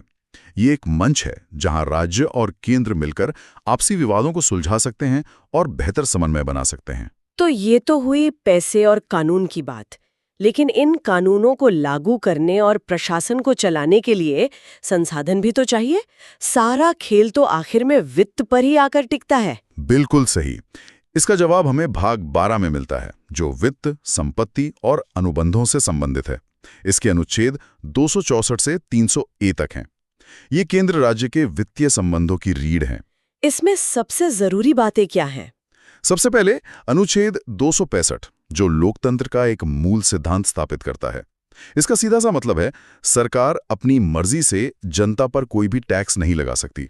पहले कानून पास करवाना होगा। हाँ, पहले उसे संसद से बाकायदा कानून पास करवाना होगा। नो टैक्सेशन विदाउट रिप्रेजेंटेशन वाला सिद्धांत यहीं से आता है। और ये सारा पैसा जो टैक्स से आता है, वो जाता कहाँ है? वो जाता है भारत की संचित निधि, यानी कंसोलिडेटेड फंड में, जिसका प्रावधान अनुच्छेद 266 में है। इसे आप सरकार के मेन सैलरी अकाउंट की तरह समझ सकते हैं, जिसमें सारा पैसा आता है और जिससे संसद की अनुमति से ही सारे खर्चे होते हैं। और अगर अचानक कोई आपदा आ जाए और संसद का सत्र न चल रहा हो, तब क्या होगा? उसके लिए संविधान ने एक इमरजेंसी फंड बनाया है, आकस्मिक निधि यानी कंटिंजेंसी फंड, जिसका वर्णन अनुच्छेद 267 में है। इसे सरकार का इमरजेंसी क्रेडिट कार्ड या एक गुल्लक समझ सकते हैं, जो राष्ट्रपति के पास रखी होती है ताकि अचानक आई मुसीबत के लिए संसद की मंजूरी का इंतजार न करना पड़े। और बाद में स्वीकृति ली जाती है? हाँ, बाद में संसद से इसकी स्वीकृति ले ली जाती है। वित्त आयोग के बारे में भी बहुत सवाल पूछे जाते हैं। इसकी भूमिका क्या है? अनुच्छेद 280 के तहत राष्ट्रपति हर 5 साल में एक वित्त आयोग का गठन करते हैं। वित्त आयोग की भूमिका एक निष्पक्ष रेफरी की तरह है, जो ये तय करता है कि टैक्स रूपी केक का कितना बड़ा हिस्सा केंद्र को मिलेगा और कितना राज्यों को। ये सिर्फ बंटवारे की सिफारिश नहीं करता, बल्कि ये भी बताता है कि राज्यों को सहायता कैसे दी जाए। इसकी सिफारिशें भारत के राजकोषीय संघवाद की नींव हैं। और संपत्ति का अधिकार, जो कभी मौलिक अधिकार था, उसका क्या हुआ? उसे 44वें संविधान संशोधन 1978 द्वारा मौलिक अधिकारों की सूची से हटाकर भाग 12 में ही अनुच्छेद 300 क के तहत एक कानूनी अधिकार बना दिया गया। अच्छा, तो अब ये एक कानूनी अधिकार है। जी। इसका मतलब ये है कि सरकार कानून की प्रक्रिया का पालन किए बिना किसी को उसकी संपत्ति से वंचित नहीं कर सकती, लेकिन अब ये मौलिक अधिकार नहीं है जिसके उल्लंघन पर आप सीधे सुप्रीम कोर्ट जा सकें। तो हमने कानून, प्रशासन और वित्त की बात कर ली, लेकिन इन सबको चलाने के लिए जो लोग चाहिए, यानी हमारी नौकरशाही, जिसे भारत का स्टील फ्रेम भी कहते हैं, उनके बारे में संविधान क्या कहता है? उसके लिए हमें भाग 14 पर आना होगा, जो संघ और राज्यों के अधीन सेवाओं से संबंधित है। हर सिविल सेवा एस्पिरेंट के लिए ये बहुत जरूरी है। इसमें अनुच्छेद 312 अखिल भारतीय सेवाओं यानी all India services, IAS, IPS और IFS की बात करता है। और इसमें एक दिलचस्प बात है ना? हाँ, दिलचस्प बात यह है कि कोई नई अखिल भारतीय सेवा बनाने का अधिकार भी केवल राज्यसभा के पास है, ताकि राज्यों की सहमति सुनिश्चित हो सके। और इन अधिकारियों की भर्ती प्रक्रिया की निष्पक्षता कैसे सुनिश्चित की जाती है? उसके लिए है अनुच्छेद 315। ये संघ के लिए एक संघ लोक सेवा आयोग यानी यूनियन पब्लिक सर्विस कमीशन और हर राज्य के लिए एक राज्य लोक सेवा आयोग के गठन की बात करता है। यही संस्थाएं सरकार के दबाव से मुक्त रहकर योग्यता के आधार पर भर्ती प्रक्रिया सुनिश्चित करती हैं। इसी भाग में एक और हिस्सा बाद में जोड़ा गया, भाग 14 क, जो प्रशासनिक न्यायाधिकरणों यानी ट्रिब्यूनल्स की स्थापना की बात करता है, ताकि सरकारी कर्मचारियों के सेवा संबंधी विवादों का तेजी से निपटारा हो सके। और अंत में वो तंत्र जो इस पूरे लोकतांत्रिक ढांचे को शक्ति देता है, जो सरकारें बनाता और बदलता है, यानी निर्वाचन। हाँ, लोकतंत्र का महापर्व। इसका जिक्र है भाग 15 में अनुच्छेद 324 से 329 तक। ये भारत में स्वतंत्र और निष्पक्ष चुनाव की पूरी व्यवस्था की गारंटी देता है। इसमें 2 अनुच्छेद सबसे महत्वपूर्ण माने जाते हैं। बिल्कुल, इसमें 2 अनुच्छेद सबसे महत्वपूर्ण हैं। कौन कौन से? पहला है अनुच्छेद 324। ये संसद, राज्य विधानमंडलों, राष्ट्रपति और उपराष्ट्रपति के चुनावों के संचालन, निर्देशन और नियंत्रण के लिए एक स्वतंत्र निर्वाचन आयोग के गठन का प्रावधान करता है। यही आयोग है जो ये सुनिश्चित करता है कि चुनाव निष्पक्ष हों। इसे असीम शक्तियां दी गई हैं। और दूसरा अनुच्छेद जो सीधे हम नागरिकों से जुड़ा है, वो है अनुच्छेद 326, जो वयस्क मताधिकार के सिद्धांत को स्थापित करता है। ये कहता है कि लोकसभा और राज्यों की विधानसभाओं के चुनाव वयस्क मताधिकार के आधार पर होंगे। कोई भी नागरिक जो 18 वर्ष से अधिक आयु का है और कानून द्वारा अयोग्य नहीं है, उसे धर्म, जाति, लिंग या जन्मस्थान के आधार पर भेदभाव किए बिना मतदान का अधिकार होगा। एक व्यक्ति, एक वोट, एक मूल्य। जी, यही एक व्यक्ति, एक वोट, एक मूल्य का महान सिद्धांत है जो हर नागरिक को बराबर बनाता है। तो आज हमने भाग 7 से लेकर भाग 15 तक का एक लंबा सफर तय किया। हमने देखा कि कैसे संविधान ने भाग 16 जो कुछ वर्गों के लिए विशेष उपबंधों की बात करता है, तो भाग 16 का जिक्र आते ही सबसे पहले आरक्षण शब्द दिमाग में आता है। हमारे संविधान निर्माताओं ने राजनीतिक प्रतिनिधित्व सुनिश्चित करने के लिए क्या व्यवस्था की? उन्होंने इसकी नींव बहुत मजबूती से रखी है। अनुच्छेद 330 सीधे लोकसभा में सीटों के आरक्षण की बात करता है। इसके तहत अनुसूचित जातियों यानी एससी के लिए 84 और अनुसूचित जनजातियों एसटी के लिए 47 सीटें आरक्षित की गई हैं। और ये आंकड़े जनसंख्या के अनुपात पर आधारित हैं, है ना? बिल्कुल, और समय समय पर बदलते भी हैं। इसी तरह अनुच्छेद 332 राज्यों की विधानसभाओं में एससी और एसटी समुदायों के लिए सीटें आरक्षित करता है। और एक एंग्लो इंडियन समुदाय का भी तो प्रावधान था, जिसे लेकर हाल ही में काफी चर्चा हुई थी। हाँ था। ये एक बेहतरीन सवाल है कि ये था ही क्यों। हाँ, मतलब आजादी के वक्त इस समुदाय के लिए ये खास प्रावधान रखे ही क्यों गए थे? देखिए, आजादी के समय एंग्लो इंडियन समुदाय बहुत छोटा था और चुनाव जीतकर सदन में आना उनके लिए लगभग नामुमकिन था। तो संविधान निर्माताओं को लगा कि उनकी आवाज संसद और विधानसभाओं में सुनी जानी चाहिए। तो उन्होंने मनोनयन का रास्ता चुना। जी, अनुच्छेद 331 के तहत राष्ट्रपति लोकसभा में 2 सदस्य और अनुच्छेद 333 के तहत राज्यपाल विधानसभा में 1 सदस्य मनोनीत कर सकते थे। तो फिर इतने सालों बाद इन्हें हटाने के पीछे क्या सोच थी? क्या ये अप्रासंगिक हो गए थे? कह सकते हैं। सरकार का तर्क था कि अब इस समुदाय की आबादी काफी कम हो गई है, तो 104वें संविधान संशोधन 2020 के जरिए इस प्रावधान को आगे नहीं बढ़ाया गया। अच्छा, तो ये 104वां संशोधन था। हाँ, और इसी संशोधन ने एक और महत्वपूर्ण काम किया। अनुच्छेद 334 के तहत SC/ST के लिए जो आरक्षण है वो हर 10 साल में समाप्त हो जाता है, जिससे संसद को आगे बढ़ाना पड़ता है। हाँ, तो 104वें संशोधन ने इस आरक्षण को 2020 से बढ़ाकर 2030 तक कर दिया, लेकिन एंग्लो इंडियन वाले मनोनयन को आगे नहीं बढ़ाया, तो वो प्रभावी रूप से समाप्त हो गया। ठीक है, तो सीटों में आरक्षण तो दे दिया, लेकिन अगर किसी के साथ भेदभाव हो रहा हो या उनके अधिकारों का हनन हो रहा हो, तो वो शिकायत लेकर कहाँ जाए? क्या इसके लिए भी कोई सिस्टम बनाया गया? बिल्कुल, और यहीं पर संविधान की खूबसूरती दिखती है। उसने सिर्फ अधिकार नहीं दिए, बल्कि उन अधिकारों की रक्षा के लिए संस्थाएं भी बनाईं। अच्छा, यहाँ एक पैटर्न देखिए। अनुच्छेद 338 के तहत पहले अनुसूचित जाति और जनजाति के लिए एक ही राष्ट्रीय आयोग हुआ करता था। एक ही? हाँ, एक ही। लेकिन बाद में ये महसूस किया गया कि दोनों समुदायों के मुद्दे और जरूरतें अलग-अलग हैं, तो इसमें बदलाव किया गया। तो इन्हें अलग-अलग कर दिया गया? जी हाँ, संविधान में संशोधन करके इसे बांटा गया। आज की स्थिति यह है कि अनुच्छेद 338 राष्ट्रीय अनुसूचित जाति आयोग मतलब SC कमीशन की बात करता है। ठीक है। फिर अनुच्छेद 338 का राष्ट्रीय अनुसूचित जनजाति आयोग यानी ST कमीशन का प्रावधान करता है। और OBC के लिए भी है ना? हाँ, फिर 2018 में एक और संशोधन के जरिए अनुच्छेद 338 ख जोड़कर राष्ट्रीय अन्य पिछड़ा वर्ग आयोग मतलब अदर बैकवर्ड क्लास कमीशन को भी संवैधानिक दर्जा दे दिया गया। एक मिनट, यहाँ एक और पिछड़ा वर्ग आयोग का भी तो जिक्र आता है अनुच्छेद 340 में। इन दोनों में क्या फर्क है? ये एक बहुत बारीक लेकिन महत्वपूर्ण अंतर है और यहाँ से सवाल बनते हैं। अनुच्छेद 338 ख वाला OBC आयोग एक संवैधानिक निकाय है। संवैधानिक निकाय। जबकि अनुच्छेद 340 राष्ट्रपति को पिछड़े वर्गों की दशा की जांच के लिए एक आयोग नियुक्त करने की शक्ति देता है, जैसे काका कालेलकर या मंडल आयोग बने थे। ये आयोग वैधानिक निकाय होते हैं। संवैधानिक और वैधानिक, आमतौर पर लोग इन शब्दों को एक दूसरे की जगह इस्तेमाल कर लेते हैं। इसका असल मतलब क्या है? और ये फर्क बहुत बड़ा है। संवैधानिक का मतलब है कि उस संस्था की नींव खुद संविधान में है। उसे हटाना या उसकी शक्तियों को कम करना लगभग नामुमकिन है, क्योंकि उसके लिए संविधान संशोधन करना पड़ेगा। अच्छा।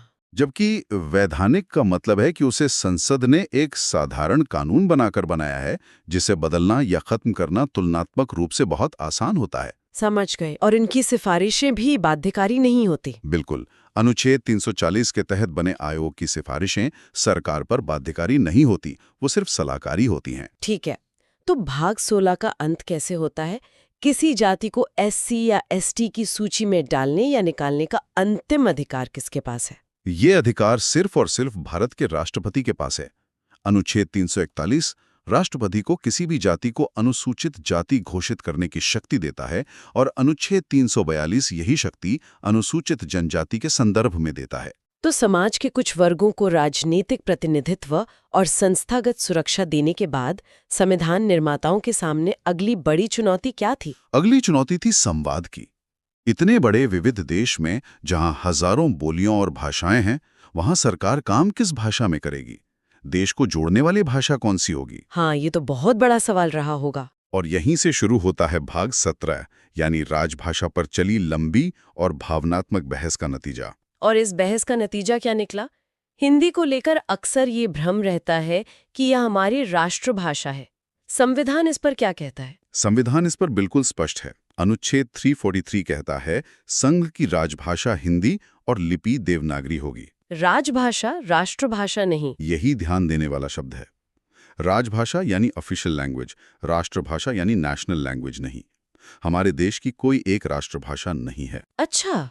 हिंदी को राजभाषा का दर्जा संविधान सभा ने 14 सितंबर 1949 को दिया था। इसीलिए हम हर साल 14 सितंबर को राष्ट्रीय हिंदी दिवस मनाते हैं। और एक विश्व हिंदी दिवस भी तो होता है, जिसको लेकर अक्सर लोग कंफ्यूज हो जाते हैं। सही पकड़ा। विश्व हिंदी दिवस 10 जनवरी को मनाया जाता है। इसका संबंध पहले विश्व हिंदी सम्मेलन से है, जो 10 जनवरी 1975 को नागपुर में हुआ था। तो राष्ट्रीय हिंदी दिवस 14 सितंबर और विश्व हिंदी दिवस 10 जनवरी। बिल्कुल। तो क्या संविधान ने सिर्फ केंद्र की भाषा तय की या राज्यों के लिए भी कोई व्यवस्था है? और उन लोगों का क्या जिनकी भाषा हिंदी नहीं है? संविधान ने इस विविधता का पूरा सम्मान किया। अनुच्छेद 345 राज्यों को अपनी एक या एक से अधिक राजभाषा चुनने का अधिकार देता है। इसीलिए आप देखती हैं कि पंजाब में पंजाबी, तमिलनाडु में तमिल और पश्चिम बंगाल में बंगाली आधिकारिक कामकाज की भाषा है। इससे भी आगे जाकर अनुच्छेद 350 क एक बहुत ही प्रगतिशील बात कहता है। ये कहता है कि भाषाई अल्पसंख्यकों को प्राथमिक स्तर पर शिक्षा उनकी अपनी मातृभाषा में देने का पूरा प्रयास किया जाना चाहिए। ये तो सच में बहुत गहरी सोच है। और हिंदी के विकास के लिए भी कोई निर्देश है? हाँ, अनुच्छेद 351 केंद्र सरकार को ये जिम्मेदारी देता है कि वो हिंदी भाषा के विकास और प्रसार के लिए काम करे। साथ ही अनुच्छेद 344 में एक राजभाषा आयोग के गठन का भी प्रावधान है। तो सामाजिक और भाषाई चुनौतियों से निपटने के बाद अब हम एक बहुत ही गंभीर विषय पर आते हैं। तब क्या हो जब देश पर ही कोई संकट आ जाए, युद्ध, विद्रोह या कोई आर्थिक तबाही? बिल्कुल। अब हम बात कर रहे हैं भाग 18 की, यानी आपातकालीन प्रावधानों की। ये वो सेफ्टी वॉल्व है जो संविधान निर्माताओं ने देश को असाधारण परिस्थितियों से बचाने के लिए बनाया था। और इसकी प्रेरणा जर्मनी के संविधान से ली गई है ना? जी हाँ, जर्मनी के वाइमर संविधान से। इसमें 3 तरह के आपातकाल की चर्चा है। कौन कौन से हैं ये 3? पहला और सबसे गंभीर है अनुच्छेद 352 के तहत राष्ट्रीय आपातकाल। ये तब लगता है जब युद्ध, बाहरी आक्रमण या सशस्त्र विद्रोह से देश की सुरक्षा को खतरा हो। ये अब तक 3 बार लगा है। हाँ, अब तक देश में 3 बार लगाया गया है। 1962 में चीन युद्ध के समय, 1971 में पाकिस्तान युद्ध के समय और 1975 में। 1975 वाला आपातकाल तो आंतरिक अशांति के आधार पर लगा था, जो काफी विवादास्पद था। एकदम सही। और उसी विवाद के कारण बाद में 44वें संविधान संशोधन के जरिए आंतरिक अशांति जैसे अस्पष्ट शब्द को हटाकर उसकी जगह सशस्त्र विद्रोह यानी आर्म्ड रिबेलियन शब्द डाल दिया गया, ताकि इसका दुरुपयोग ना हो सके। बिल्कुल। और दूसरा आपातकाल? दूसरा है अनुच्छेद 356, जिसे हम आम भाषा में राष्ट्रपति शासन कहते हैं। ये तब लगाया जाता है जब किसी राज्य का संवैधानिक तंत्र विफल हो जाए। इसे राजकीय आपात भी कहते हैं। लेकिन राष्ट्रपति शासन का तो बहुत ज्यादा राजनीतिक दुरुपयोग होने के भी आरोप लगते रहे हैं। हाँ, लगते रहे हैं, जबकि संविधान निर्माताओं ने इसे एक डेड लेटर यानी मृत पत्र की तरह देखा था, जिसका इस्तेमाल शायद ही कभी हो। लेकिन हकीकत में इसका बहुत इस्तेमाल हुआ है। और इसके दुरुपयोग की क्षमता को एक और अनुच्छेद बढ़ा देता है, जो भाग 19 में छिपा है। भाग 19? वो तो प्रकीर्ण यानी मिसलेनियस विषयों पर है। उसका आपातकाल से क्या लेना देना? यही तो संविधान की परतों को खोलने का मजा है। भाग 19 का अनुच्छेद 365 कहता है कि अगर कोई राज्य केंद्र सरकार द्वारा दिए गए दिशा निर्देशों का पालन करने में असफल रहता है तो राष्ट्रपति यह मान सकते हैं कि उस राज्य में संवैधानिक तंत्र विफल हो गया है। 1 मिनट, लेकिन ये तो बहुत खतरनाक लग रहा है। इसका मतलब तो ये हुआ कि केंद्र सरकार किसी भी राज्य में अपनी मर्जी से राष्ट्रपति शासन लगा सकती है। आपकी आशंका बिल्कुल जायज है। यह अनुच्छेद 356 को लागू करने का एक और आधार दे देता है और केंद्र को राज्यों के ऊपर एक जबरदस्त शक्ति प्रदान करता है। और तीसरा आपातकाल? तीसरा है अनुच्छेद 360 यानी वित्तीय आपातकाल। यह तब लगाया जा सकता है जब देश की वित्तीय स्थिरता को खतरा हो। सौभाग्य से भारत में आज तक इसे लगाने की नौबत नहीं आई है। तो हमने देखा कि संविधान संकट से कैसे निपटता है, लेकिन समय के साथ समाज बदलता है, जरूरतें बदलती हैं। क्या संविधान में खुद को बदलने की कोई व्यवस्था है? और यही चीज हमारे संविधान को एक जीवंत दस्तावेज बनाती है। इसका जवाब है भाग 20 का इकलौता और शायद सबसे शक्तिशाली अनुच्छेदों में से एक, अनुच्छेद 368। अच्छा, यही अनुच्छेद संसद को संविधान में संशोधन करने की प्रक्रिया और शक्ति दोनों देता है। पर क्या ये शक्ति असीमित है? क्या संसद पूरे संविधान को बदल सकती है? नहीं, यहीं पर न्यायपालिका की भूमिका आती है। प्रसिद्ध केशवानंद भारती मामले में सुप्रीम कोर्ट ने मूल संरचना यानी बेसिक स्ट्रक्चर का सिद्धांत दिया, जिसका मतलब है कि संसद संविधान के मूल ढांचे को नहीं बदल सकती। बिल्कुल, जैसे लोकतंत्र, धर्मनिरपेक्षता, शक्तियों का बंटवारा, इन सबको नहीं बदला जा सकता। चलिए, अब हम भाग 21 पर आते हैं, जिसमें कुछ अस्थायी और विशेष प्रावधान है। इसमें अनुच्छेद 371 है, जिसकी सूची याद करना हमेशा से एक चुनौती रही है। हाँ, रही है। लेकिन ये विशेष प्रावधान कुछ राज्यों को दिए ही क्यों गए हैं? ये सूची सिर्फ याद करने के लिए नहीं है, ये भारत की विविधता की कहानी बताती है। हर राज्य की अपनी खास ऐतिहासिक, सांस्कृतिक या भौगोलिक वजह थी। जैसे अनुच्छेद 371A नागालैंड के लिए है, ये उनके पारंपरिक कानूनों और भूमि अधिकारों की रक्षा के लिए था। अच्छा, तो हर अक्षर के पीछे एक पूरी कहानी है। बिल्कुल। तो इस सूची को याद रखने का कोई आसान तरीका है? आसान तो नहीं, पर एक क्रम है जिसे दोहराना पड़ता है। इसे ऐसे देख सकते हैं। बताइए। बिना किसी अक्षर के अनुच्छेद 371 महाराष्ट्र और गुजरात के विकास बोर्डों की बात करता है। ठीक है, महाराष्ट्र, गुजरात। फिर अक्षर शुरू होते हैं। ए से नागालैंड, बी से असम, सी से मणिपुर। ए नागालैंड, बी असम, सी मणिपुर। हाँ, डी और ई दोनों आंध्र प्रदेश से जुड़े हैं, खासतौर पर वहां की यूनिवर्सिटी को लेकर। डी और ई आंध्र प्रदेश। एफ से सिक्किम, ये बहुत महत्वपूर्ण है। जी से मिजोरम, एच से अरुणाचल प्रदेश, आई से गोवा और अंत में जे से कर्नाटक। वाह, ये क्रम तो याद रखना पड़ेगा। हाँ, मैंने तो इसे एक कहानी बनाकर याद किया था, पर वो थोड़ी लंबी हो जाएगी। तो अब हम संविधान के बिल्कुल अंत में आ गए हैं। भाग 22। इस महान दस्तावेज का समापन कैसे होता है? इसका समापन भाषणों से नहीं, बल्कि कुछ अंतिम औपचारिकताओं से होता है जो दस्तावेज को पूरा करती हैं। अनुच्छेद 393 इस दस्तावेज का संक्षिप्त नाम बताता है, भारत का संविधान, द कॉन्स्टिट्यूशन ऑफ इंडिया। जी। और इसके लागू होने की तारीख? वो अनुच्छेद 394 में बताई गई है, 26 जनवरी 1950। ठीक है। हालांकि ये जानना दिलचस्प है कि नागरिकता, चुनाव जैसे कुछ जरूरी अनुच्छेद 26 नवंबर 1949 को ही लागू कर दिए गए थे। मजे की बात है, हमारा संविधान मूल रूप से तो सिर्फ अंग्रेजी में लिखा गया था। इसके हिंदी संस्करण का क्या हुआ? बहुत अच्छा पॉइंट है। सालों बाद 1987 में 58 संशोधन के जरिए अनुच्छेद 394 क जोड़ा गया, जो संविधान के हिंदी में प्राधिकृत पाठ यानी ऑथराइज्ड टेक्स्ट का प्रावधान करता है। मतलब अपने ही देश के संविधान का आधिकारिक हिंदी रूप आने में 37 साल लग गए। हाँ, कह सकते हैं। तो जैसे ही ये नया संविधान लागू हुआ, जो पुराने कानून थे जो ब्रिटिश काल से चले आ रहे थे, उनका क्या हुआ? उसके लिए है हमारा अंतिम अनुच्छेद 395।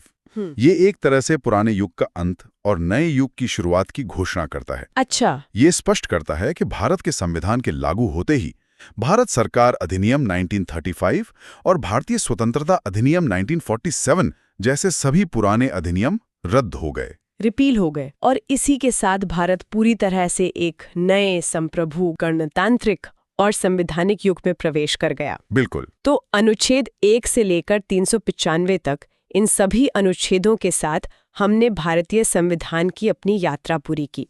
ये एक शानदार सफर था, जिसमें हमने संविधान की हर बारीकी को समझने की कोशिश की। बिल्कुल। हमने देखा कि कैसे हमारा संविधान सिर्फ नियमों की किताब नहीं, बल्कि एक राष्ट्र के सपनों, आकांक्षाओं और चुनौतियों का प्रतिबिंब है। तो इस पूरी यात्रा के अंत में हमारे श्रोताओं के लिए आज का विचारणीय प्रश्न क्या है? आज जब हमने अनुच्छेद 368 यानी संविधान संशोधन की प्रक्रिया को देखा, तो ये एक गहरा प्रश्न उठाता है। संविधान की मूल संरचना की अवधारणा जिससे न्यायालय ने विकसित किया है, क्या वो संसद की संशोधन की शक्ति पर एक जरूरी नियंत्रण है ताकि संविधान की आत्मा बची है, या फिर ये जनता द्वारा चुनी हुई विधायिका के अधिकार क्षेत्र में एक न्यायिक अतिक्रमण है? इस पर सोचिएगा।